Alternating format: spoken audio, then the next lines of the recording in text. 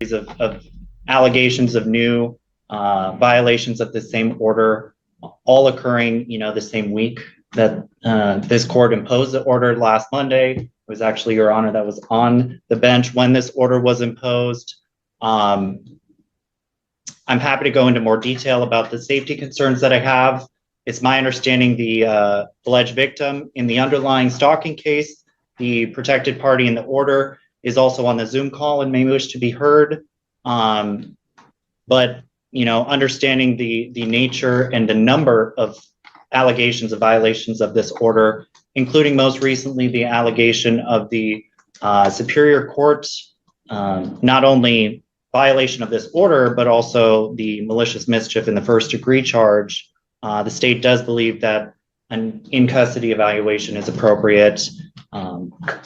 I would be happy to go into further detail if the court or counsel need that. But I was also curious, I had spoken with the clerk, and I didn't know if we wanted to proceed on including all of those other charges that had been subsequently filed, including the 17305 ACT, 17307 ACT, and 17308 ACT cause numbers into this request for an in-custody competency evaluation. I think that makes sense, understanding the special nature of the case. Thank you. I think that makes sense as well. I'll turn to Mr. Pazderka first with respect to the motion for change in release conditions, but I do think that if there's competency concerns currently, then it makes sense for each of the cause numbers to be included in the competency evaluation. So we'll go ahead and do that moving forward. But Mr. Pazderka, with respect to release conditions. Your Honor, and I guess I may have missed it in the Mr. Fortunato's comments. My understanding that Ms. Callison is now being held on bail in the Superior Court cases. Our request at this time is to maintain her release. If the court does feel that bail is necessary, we would ask it to be nominal. Further, and I guess this is where I'm not clear about the comments. Obviously, if she is still in custody, it would be our request for her to be in the evaluation to be in custody. I don't know that the city is able to make that request as a standalone request, that it be ordered to be in custody rather than be based on whether she is in custody or not. That is what my office is preparing, as an order that reflects that she's in custody and for that evaluation to be done. But our request is that she either continue to be released on this matter or nominal bail to be imposed so that she has the opportunity to be released on this matter. And obviously, if she is subsequently released before that evaluation is able to be completed, we would submit an updated order at that time. And Your Honor, I'll clarify. My position is certainly that that release be revoked on the new charge and that she be held on. My request is $250,000. The basis for that request is, not only the number of allegations of violations of this order within a work week, but also, the increasing severity of the allegations here, culminating in on Friday, the 19th, an allegation that she drove to the victim's house, was driving near it, got pinned in after she drove into the victim's car, and ultimately ended up cutting her own throat in front of law enforcement. There are serious community safety concerns, really, and even, ending in that allegation of violation. The city even has some witness intimidation concerns, given the sheer volume of allegations of violations of this order and the nature of the newest charge, being outside of his house, driving into his car, and even slitting her throat. And in that scenario, I will also mention, it's worth mentioning, and I think the court has understood this, Ms. Callison is pregnant with the victim's child. All this to say there are serious community safety concerns, and perhaps even more serious concerns about interfering with the administration of justice, understanding that it was this court's order on, I believe it was September 15th, that she abide by this court's orders. And that includes the no contact order that, as I looked back at that hearing, Your Honor was very clear about what that order meant. And notwithstanding that, we are here on 5 charges within that amount of time. All that to say, I do think that there are just no lesser restrictive conditions of release that will ensure that she abides by this court's orders. Thank you, counsel. So I think before we move on to the 3 backup matters for which there's been complaints filed, on conditions review, so the court is going to modify the release conditions for following reasons. Number one, under the court rules, under 3.2, the court is able to revoke release if there's clear and convincing evidence of a willful violation of pretrial release conditions. The state has, or the city has provided the court with documentation, police reports, probable cause declarations from cases that have not yet been charged, but also out of Superior Court, that I believe does meet the standard of clear and convincing evidence that there has been violations of the pretrial no contact order. So on that basis, I believe it is appropriate to revoke personal recognizance release. Additionally, this new information creates a situation where the other factors under 3.2 need to be considered, specifically whether there is a significant risk to community safety or to the alleged victim in this case as well, given the allegations. So based on all of that, I think, we did try 3.2 provides that the court needs to impose first least restrictive means when there are concerns around safety. We did try that at the first hearing with the imposition of the pretrial no contact order. At this point, given the evidence that there hasn't worked, I believe bail is at this point appropriate. Superior Court felt an appropriate amount for those charges to be, it's like $37,500 for each, so $75,000 total. So I think given the findings in Superior Court as well, and that subsequent action since the last hearing, bail in the amount $20,000, I think is appropriate. The court is required to take into account the defendant's ability to pay, and given that she has court-appointed counsel, these are significant amounts. I'm cognizant that she's already in on $75,000 bail, so I believe $20,000 is appropriate in this case. So that is with respect to matter 25 DV 0917, and I think at this point we will need an amended 1077 for an in custody competency evaluation, since she is now going to be held on this case. We'll need that.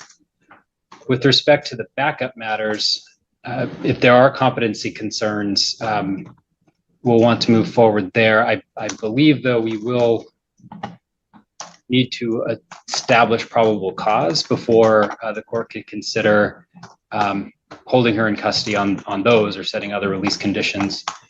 So, counsel for the city, are you prepared to establish probable cause? I'm happy to. I did provide counsel with copies of all of the incidents, and I'm happy to establish them. I don't know if counsel's had the chance to review them or if they would stipulate. If not, I'm happy to establish. I have not had the chance to review them. I'm not sure which person in our office he provided those to. I have not seen them. Okay. Do you swear or affirm that the testimony you're about to provide the court is the truth and nothing but the truth? I do, Your Honor. Go ahead. I will start with the case from September 17th, 2025. This is the case number 17305 ACT.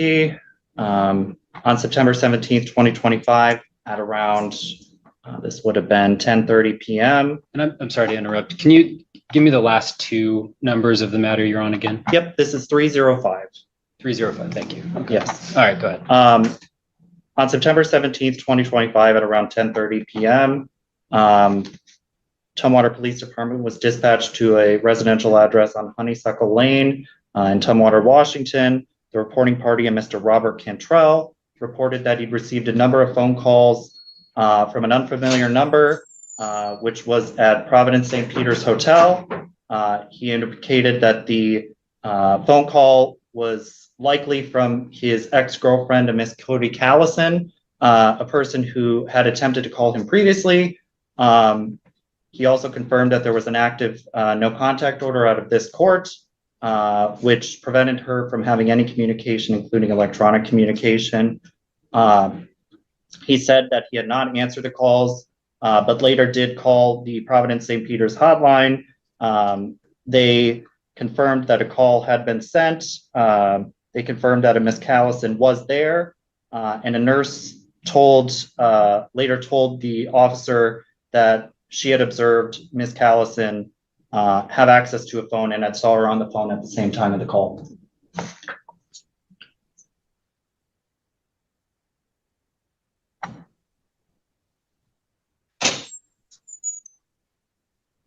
I'm sorry, the last, let's see, I'm looking at the reporting officer narrative for, let me just make sure I'm on the right one, 305,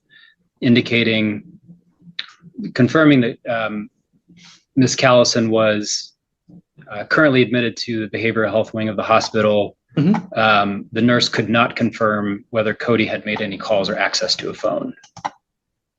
She had been able to have access to the phone and had seen her on the phone at 22:50 hours making outbound phone calls. Oh, you're on the different, okay, thank you. I apologize if I'm led you to a different report, Your Honor.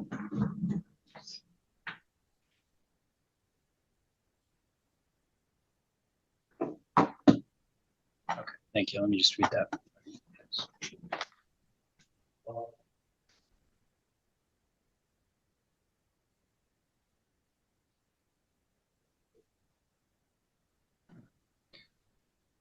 All right, so Mr. Pazderka, do you have any position on probable cause?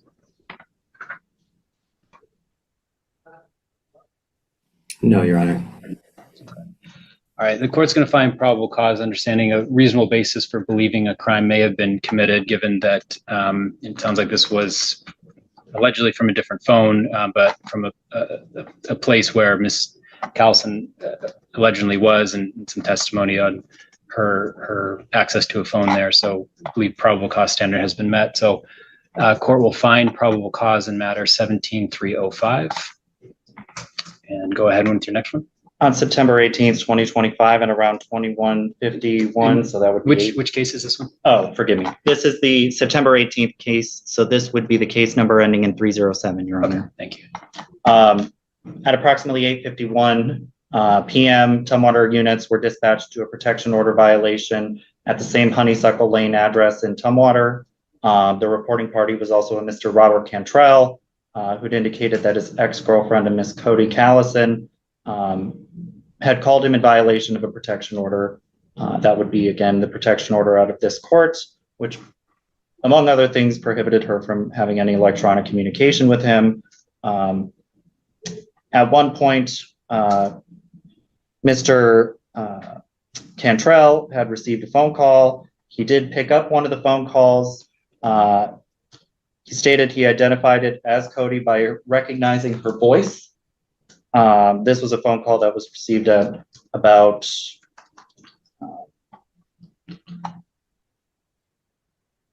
well, it looks like it was at around 10:41 p.m. All right, and Mr. Pazderka? Your Honor, no position at this time. Court will find the probable cause standard has been made in this case as well, given the allegations provided in the police report. All right, and that leaves 308, if I'm Yes, Your Honor. mistaken. On September 19th, 2025, at around 5:48 p.m., Tumwater Police Department was dispatched to a possible protection order violation via text, the same Honeysuckle Lane address in Tumwater, Washington. The reporting party was also a Mr. Robert Cantrell.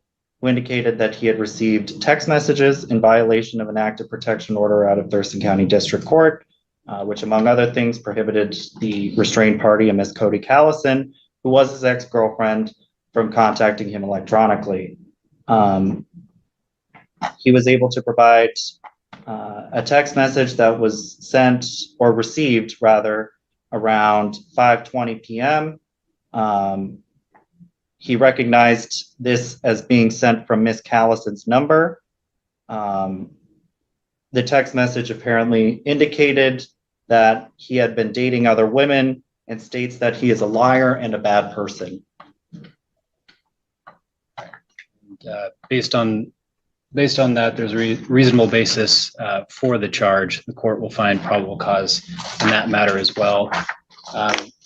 Having then found probable cause in each of these matters, court will set an additional $10,000 bail on each of these under 3.2, finding there to be no reasonable alternative to the imposition of bail given the community safety risks in this case. So given that she'll be held by this court on all 4 of these cases, we will need a 1077 reflecting each of the cause numbers, indicating an in-custody competency review.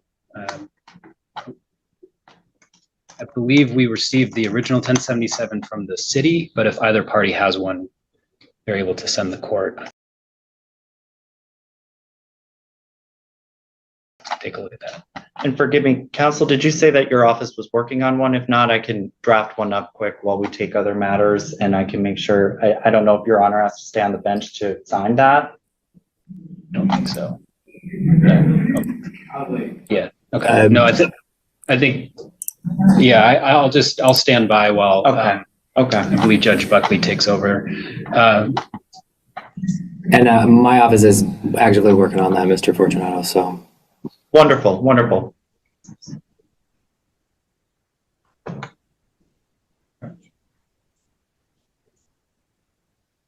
Oh, great. Okay. All right.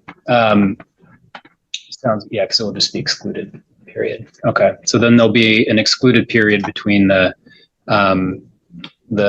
complaint being filed and the probable cause finding, and before the arraignment, that will be excluded. So let's, while you're working on that, maybe we'll get it by the time we've set the next hearing, but if not, I'll stick around until that's available. What we can do is we'll set a hearing 2 weeks out, at least 2 weeks out. If the competency evaluation comes back earlier, obviously you can ask for her to be calendared sooner. But are we can do October 9th? Okay, we'll do October 9th. I'm cognizant of the fact that the judicial officers here and several of the pro tems have a conflict, so it will most likely be me again. Yeah, and so October 9th works. Okay. All right, thank you. That'll be straight to the 1:30 calendar? Yeah, straight to 1:30. Thank you.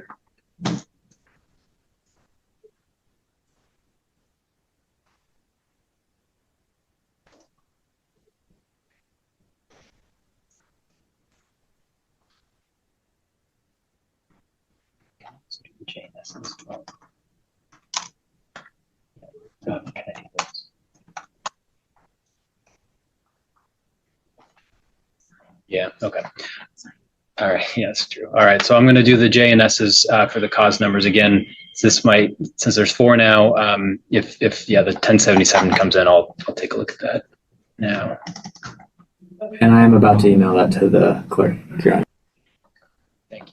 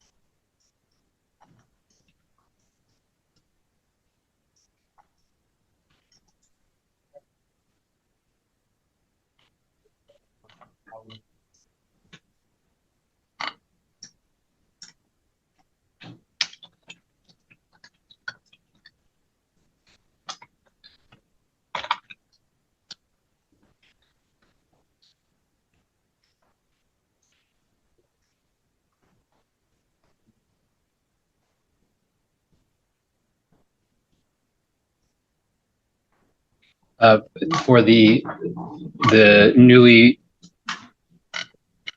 the new matters, additional in addition to bail, there'll be conditions not to commit a criminal law violation and compliance with the existing pretrial conduct.